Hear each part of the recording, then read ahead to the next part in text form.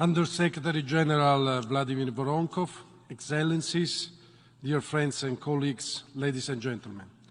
I wish to thank the United Nations Office of Counterterrorism for having convened this important event.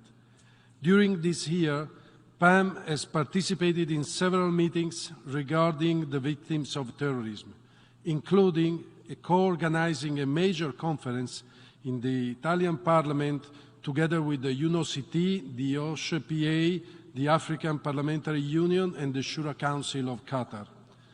PAM is committed to provide concrete support to the victims of terrorism and criminal organization, and the issue is at the top of the Assembly's agenda.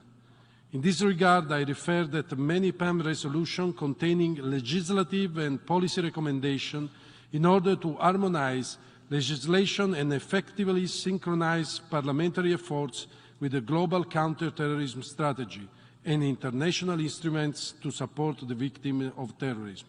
We ask more commitments of the countries, and we ask more resources, $1 for the security and $1 for victims.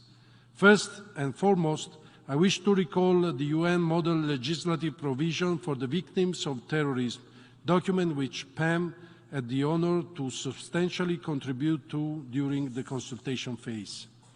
Excellencies and dear colleagues, victims of terrorism can be affected in more ways than many of us could ever contemplate, and many of them have serious trouble recovering from their trauma while living with the long-term physical, psychological, social and financial hardship.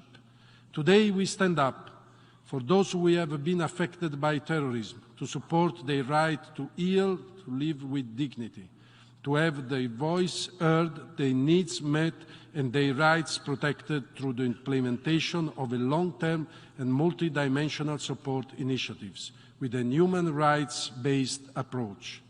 It is important to take a moment to remember together all the victims of the past and the victims of the present. And we need three words: memory, dignity, respect. And we also need to support the UN in their ongoing efforts to reconcile human rights with the counter-terrorism legislation, especially with the UNOCT. That's why PAM is strongly committed to support any further action to facilitate assistance to the victims of terrorism and its national parliaments in the international community. Thank you for the attention. Thank you, Excellency.